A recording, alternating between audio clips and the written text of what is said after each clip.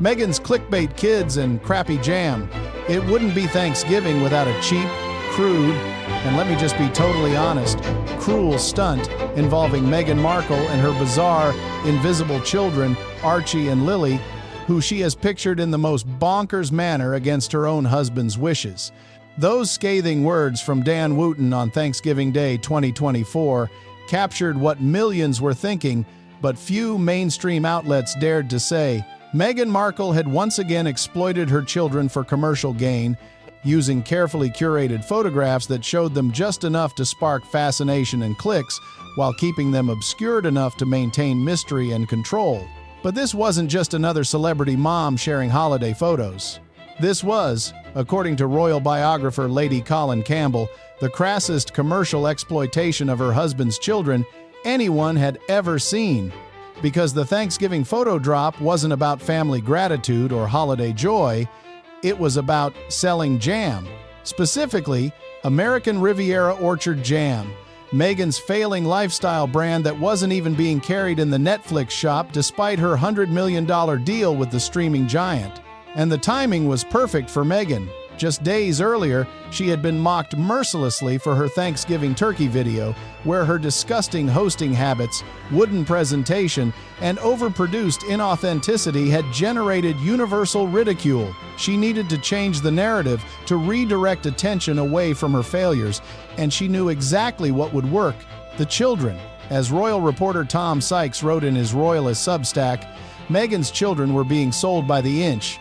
Their images drip-fed to the punters as part of the lifestyle she is selling. The pattern was consistent. Show the children in half-obscured, back-turned, artfully cropped shots, just visible enough to generate clicks and coverage, then use that attention to promote whatever product she was hawking at the moment. But the Thanksgiving exploitation was just the latest chapter in a story that had reached a turning point. On the same day Meghan released her fake gratitude message and clickbait kid photos, the royal family website quietly updated the line of succession. Prince Andrew, who had once been His Royal Highness the Duke of York, was now listed simply as Andrew Mountbatten Windsor, stripped of all titles and honors that had defined his identity for 64 years. The humiliation was complete, and according to Lady Colin Campbell, it served as a warning to Harry and Meghan about what awaited them when Prince William became king, because Andrew's fall, like Sarah Ferguson's decades of exploitation before him, demonstrated what happened when royals married the wrong person, chose commercial gain over dignity, and betrayed the institution that had given them everything. Join us as we uncover the truth behind Meghan's Thanksgiving exploitation, the failure of her lifestyle brand despite desperate promotional stunts, and what Andrew's title removal reveals about the future awaiting Harry and Meghan when William takes the throne. It all began with Meghan's Thanksgiving message posted on November 28, 2024, to her American Riviera Orchard Instagram account. The message was formatted as a personal note from Meghan to her followers, written in the first person with carefully crafted language designed to sound warm, grateful, and authentic. But as Wootton demonstrated during his broadcast, reading between the lines revealed a very different message. Meghan wrote, "From my family to yours, wishing you a very happy Thanksgiving. I am so thankful for your support and warmth as we've grown American Riviera Orchard throughout the year, and the way in which you have invited this collection to be a part of your home." Wootton's response was immediate and brutal. "Lies. We have not." The claim that people had invited this collection to be a part of your home was demonstrably false. American Riviera Orchard had launched in March 2024 with great fanfare, promising a line of lifestyle products including jams, honeys, candles, and eventually wine. But 9 months later, the only products actually available were some jars of jam that had been sent to friendly celebrities as gifts, not sold to actual customers. As Lady Colin Campbell explained during her broadcast appearance, not even in the Netflix shop is it being shown. She's had to have a friend give her a dedicated corner of a space. I mean, this is not a mark of success. This is a mark of failure. The dedicated corner reference was particularly damning. Despite having a $100 million Netflix deal, despite positioning American Riviera Orchard as an extension of her upcoming Netflix lifestyle show With Love, Meghan, the streaming giant wasn't actually selling her products in their merchandise shop. Instead, Meghan had apparently convinced a friend, likely someone with a boutique retail space, to give her a small section where the products could be displayed. Even worse, those products were already being discounted. Lady Colin noted that there was even a 20% discount on them already, discounting products just months after launch, before they had even achieved wide distribution, was a clear sign of desperation. It meant the products weren't selling at their original prices, that demand was far lower than anticipated, that the brand was failing. But Meghan's Thanksgiving message continued, oblivious to or deliberately ignoring these realities. She wrote, "Being able to play a small role in your memories, family moments, special celebrations, and daily routines is not lost on me. From the jam you layer onto morning toast or slather onto peanut butter and jelly for your kids' lunchboxes, the honey you stir into your tea, the candle you light to welcome the day or to close it out with a cozy bath, the bottle of bubbles you pop to celebrate, or the wine you sip as you toast your loved ones, you've invited us in." The passage was revealing in multiple ways. First, it listed products that American Riviera Orchard didn't actually sell yet. The honey had been teased but not released. The candles weren't available. The bottle of bubbles and wine hadn't launched. Meghan was describing a lifestyle empire that existed only in her imagination, not in reality. Second, the language was performative and artificial. Real people don't layer jam onto toast or slather it onto sandwiches. They spread it. Real people don't describe lighting a candle as welcoming or closing out the day. They just light a candle because it smells nice. The overwrought, pretentious language revealed someone trying too hard to sound relatable while actually sounding completely out of touch. Third, and most damning, was the claim that you've invited us in. Who was us? Meghan and the jam? Meghan and Harry? Meghan and her children? The use of first-person plural when talking about products was bizarre and revealed how Meghan viewed her brand, not as products separate from herself, but as extensions of her identity that customers were privileged to welcome into their homes. But Wootton had even more fun with the next section, where Meghan wrote about looking around her home. Reading it straight, then adding his own commentary, he captured the artificiality perfectly. Meghan's version. "As I look around my home and see my husband, my children, my family, dear friends." Wootton's version. "As I look around my home and see my husband, who I secretly can't stand, my children who are simply props for this business, my family, I guess my mom, she doesn't really want to be around much. Dear friends, yeah, they last for a couple of months at a time." The sarcasm was pointed but captured something true about Meghan's life. Harry looked increasingly miserable in every appearance, trapped in a marriage that had isolated him from everyone he once knew. The children were rarely seen except in carefully staged promotional photos. Doria Ragland, Meghan's mother, maintained an apartment in View Park, Windsor Hills in Los Angeles, but wasn't seen with Meghan nearly as often as one might expect if they were truly close. And the friend situation was notorious. Meghan had burned through dozens of friendships over the years, from childhood friends to Hollywood colleagues to people she had cultivated during her royal years. Jessica Mulrooney, Serena Williams, the Clooneys, Oprah herself, all of them had distanced themselves as Meghan's behavior became more difficult and her commercial value declined. As Wootton noted when Meghan mentioned her father, "Wonder how your dad's doing in the Philippine high-rise." Thomas Markle, 79 years old in 2024, was living alone in Mexico, estranged from his daughter for over 6 years, despite repeatedly trying to reconcile. The man who had paid for Meghan's private school education, supported her acting ambitions, and walked her most of the way down the aisle at her May 19, 2018 wedding, was now completely cut out of her life. But Meghan's Thanksgiving message wasn't really about gratitude or family. It was about selling jam and using her children as bait to generate the clicks and coverage necessary to promote her failing brand. The relationship between Meghan's Thanksgiving message and her commercial desperation was laid bare by the photographs she released alongside it. People magazine, one of Meghan's few remaining friendly outlets, published the photos with a headline calling it a lovely surprise outing. But as Wootton noted, apart from the fact that we don't even know if it is indeed these children and how they feel about being weirdly covered up anytime they go, the photos showed Meghan and Harry at a volunteer event, apparently serving food to people in need during Thanksgiving. But the focus wasn't on the charitable work or the people being helped. The focus was on the two small figures partially visible in the shots, their backs turned, faces obscured, identities barely confirmable, but clearly meant to be Archie and Lilibet.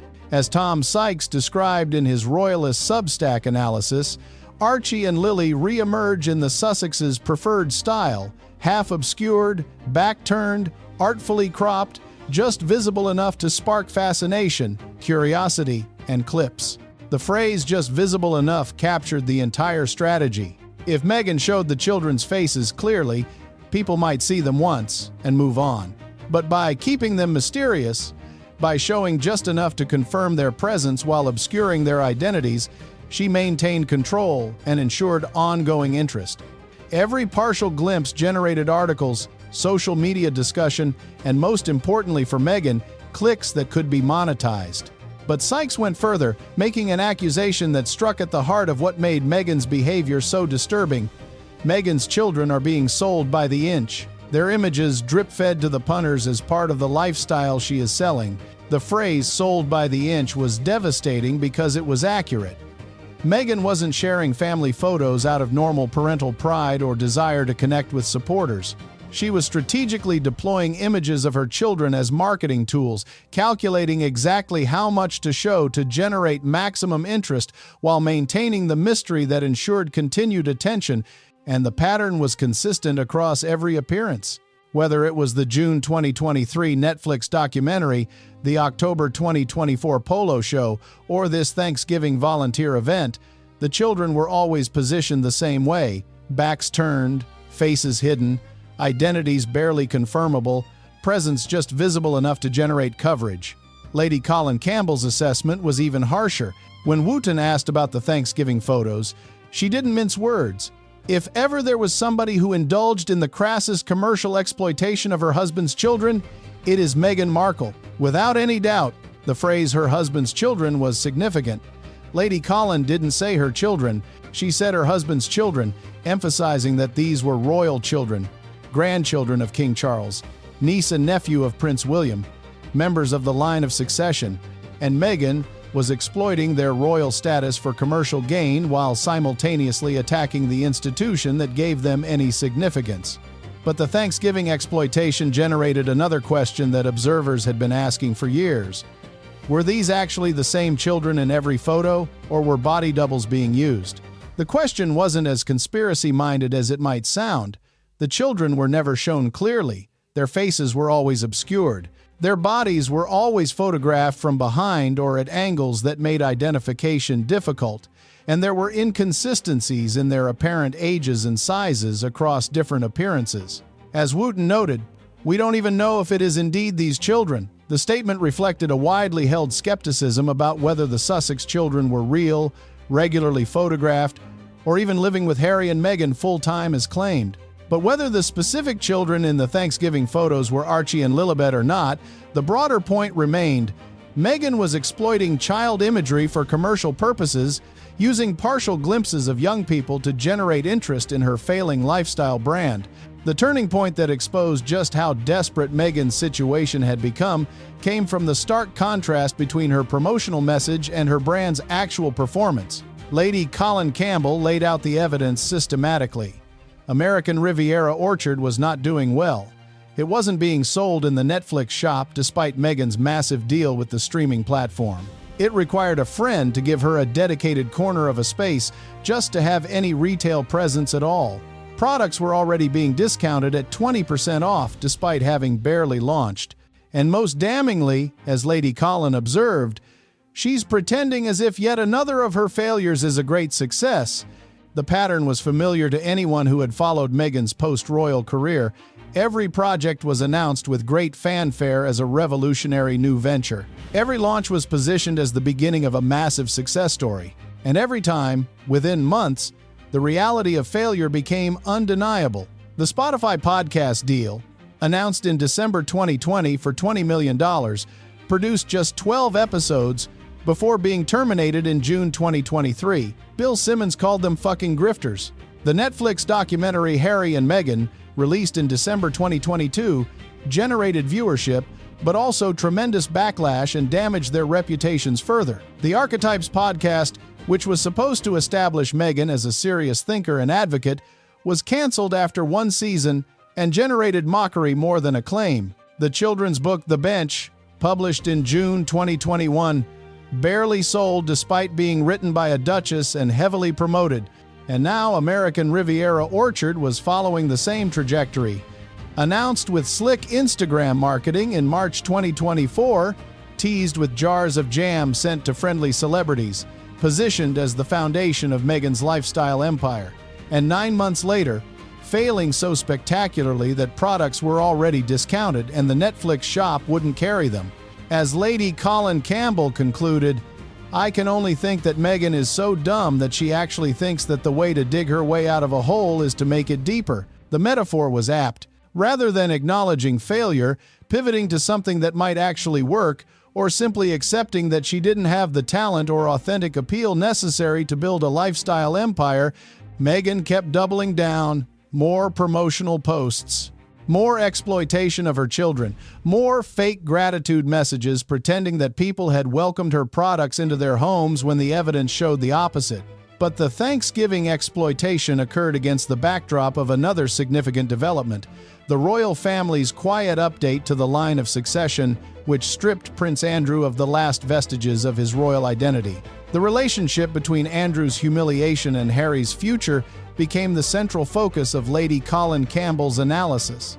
On November 28, 2024, the same day Meghan released her Thanksgiving message and clickbait kid photos, the official royal family website updated its line of succession page. Where Andrew had once been listed as His Royal Highness Prince Andrew, Duke of York, the page now showed simply Andrew Mountbatten Windsor at position number 8. No titles, no honors, no His Royal Highness designation, just a name, stripped of everything that had defined his identity for 64 years. As Wootton observed, in some ways the humiliation is complete.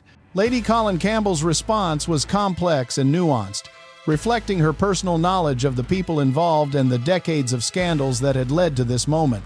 "I do not think that he deserves all that has happened to him," she began, "but I certainly think that he deserves some of what has happened to him." The distinction was important. Andrew's association with Jeffrey Epstein, his disastrous Newsnight interview in November 2019, his refusal to cooperate with American authorities, his settlement with Virginia Giuffre for an estimated £12 million in February 2022, all of it contributed to his downfall. But Lady Colin suggested that Andrew's biggest mistake predated all of those scandals. His biggest mistake, she argued, was marrying Sarah Ferguson instead of the woman he actually loved. "I think he, with his ex-wife, is an absolute demonstration of what it is to marry the wrong woman," Lady Colin stated. "And I think it's tragic because had he been allowed to marry whom he wanted to, which was Koo Stark, and Koo would have made the most wonderful Duchess of York, they would have had a very happy time together." The revelation was significant. Koo Stark was an American actress Andrew had dated in the early 1980s. According to Lady Colin, who claimed personal knowledge of both Koo and the situation, Andrew genuinely loved her and wanted to marry her. But the palace, concerned about Stark's acting career, which had included some risque films, pressured Andrew to end the relationship. "She would never have been exploitative the way Sarah has been," Lady Colin continued. "None of the problems that have arisen as a result of Sarah would have arisen had Koo been Duchess of York." The assessment of Sarah Ferguson was brutal but accurate. From the moment she married Andrew on July 23, 1986, Sarah had been involved in scandals. The toe-sucking photos with John Bryan in August 1992 while still married to Andrew, the attempted sale of access to Andrew for £500,000 caught on camera in 2010, the association with Jeffrey Epstein, taking money from him even after his conviction, the decades of commercial exploitation of her royal connection through books, endorsements, and media appearances. Sarah had been, in Lady Colin's assessment, opportunistic, exploitative, commercially driven, and ultimately destructive to Andrew's reputation and life. Had he married Koo Stark instead, none of those problems would have existed. But Lady Colin took the analysis one step further, drawing an explicit parallel between Andrew's mistake and Harry's. What's happening with the Yorks is also indicative of what in an alternative universe will happen or is happening with the Sussexes, where a man ends up marrying the wrong woman, a woman who turns out to be opportunistic, exploitative, really commercially driven, and it ends in disaster. The comparison was devastating because it was accurate. Harry, like Andrew, had married a woman who was fundamentally incompatible with royal life and royal values. Meghan, like Sarah, prioritized commercial gain over dignity, exploited her royal connection while attacking the institution, and ultimately destroyed her husband's reputation and relationships. And just as Andrew now found himself stripped of titles, living in diminished circumstances, humiliated in the eyes of the world, so too would Harry eventually face similar consequences when William became king. As Lady Colin concluded, Harry and Meghan should be considering their positions very carefully. After what has happened with Andrew and after what happened with the grandchildren of the Queen of Denmark, they ought to be considering their positions very carefully. The reference to Denmark was significant. In September 2022, Queen Margrethe II had stripped 4 of her grandchildren, the children of Prince Joachim, of their prince and princess titles. The decision had been controversial within the family, but demonstrated that modern monarchies were willing to remove titles from non-working royals, even children, to streamline the institution. The precedent had been set, first in Denmark, then with Andrew in Britain. And according to multiple reports from late 2024, William was planning to do the same to Harry, Meghan, Archie, and Lilibet when he became king. Not if, but when. The legacy of Meghan's Thanksgiving exploitation and American Riviera Orchard's failure will be measured not in jam sales, but in the complete collapse of any remaining credibility or sympathy. First, there's the impact of using children as commercial props. Every partially obscured photo, every strategic deployment of Archie and Lilibet imagery to generate coverage, every exploitation of their royal status while claiming to protect their privacy damages Meghan's reputation further. People see through the manipulation. They recognize that someone who truly wanted privacy for her children wouldn't photograph them at all, wouldn't release carefully staged shots designed to generate maximum interest while maintaining mystery. Second, there's the failure of American Riviera Orchard despite every possible advantage. Meghan had a Netflix deal worth $100 million. She had global name recognition. She had royal connections and celebrity friends. She had access to the best marketing, branding, and design resources money could buy. And still, 9 months after launch, her products weren't selling, weren't being stocked by major retailers, and were already being discounted. Third, there's the fake gratitude of her Thanksgiving message, claiming that people had welcomed her products into their homes when the evidence showed they hadn't. The disconnect between Meghan's narrative and reality had become so extreme that even friendly outlets couldn't paper over it anymore. Fourth, there's the stark contrast with real working royals like Catherine, who spent her Thanksgiving week advocating for addiction awareness, addressing genuinely difficult societal issues, and using her platform for substance rather than selling jam. Fifth, there's the parallel with Andrew and Sarah, demonstrating that the pattern of marrying the wrong person, choosing commercial exploitation over dignity, and attacking the institution that gave you everything leads inevitably to humiliation and exile. Finally, there's the warning that William's approach will be different from his father's. Charles had been weak, allowing Andrew to maintain some dignity, maintaining communication with Harry despite ongoing attacks, hoping for reconciliation that would never come. William, according to multiple sources, would be ruthless. When he became king, the titles would be stripped, not just from Harry and Meghan, but from Archie and Lilibet as well. The Sussexes would become simply the Mountbatten Windsors, with no royal status, no special treatment, no platform to exploit. Even in Meghan's ongoing attempts to sell jam through exploitation of her children, even in her fake Thanksgiving gratitude messages, even in her pretense that American Riviera Orchard is a success when all evidence points to failure, the voice that emerges is always desperate, always inauthentic, always the sound of someone who knows the end is near but refuses to accept it. The story of Meghan's Thanksgiving exploitation is ultimately about the price of choosing commercial gain over authenticity, of treating family members as marketing tools, of believing that narrative can triumph over reality if you just control the message carefully enough. Lady Colin Campbell captured it perfectly in her assessment of Meghan's psychological state. The woman was an absolute textbook case for turning people off. Someone who approached life as though everything's just such a wonderful surprise and life is Hollywood come to life when it's not. Meghan had spent decades performing, first as an actress in Hollywood, then as a humanitarian advocate, then as a royal, and now as a lifestyle guru. But the performance had become so disconnected from reality that audiences could no longer suspend disbelief. They saw the exploitation of the children. They saw the failing products being falsely promoted as successes. They saw the fake gratitude and the transparent commercial motivations. And they rejected it all, not with indifference but with active hostility. The 34,000 to 1,900 dislike ratio on her Netflix trailer, the mockery of her turkey video, the ridicule of her disgusting hosting habits, the complete failure of American Riviera Orchard despite massive promotional efforts. Meghan had become, as Wootton predicted, one of the most disliked celebrities in the world.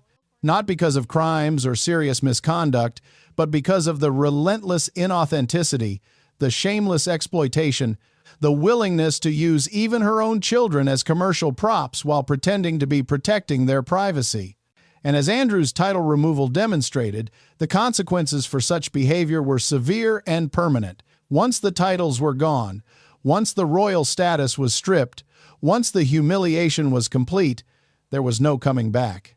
Andrew would live out his remaining years as simply Andrew Mountbatten Windsor, known forever as the disgraced prince who had thrown away everything. Harry and Meghan's fate would be the same, only worse, because they would have destroyed not just their own lives but their children's futures as well. Archie and Lilibet would grow up knowing that their parents had exploited their royal status for jam sales and Netflix deals, had sold their images by the inch, had chosen commercial gain over family dignity. What do you think? Is Meghan's use of partially obscured child photos cruel exploitation or normal celebrity parenting? Is American Riviera Orchard's failure evidence that audiences have completely rejected Meghan, or just poor business execution?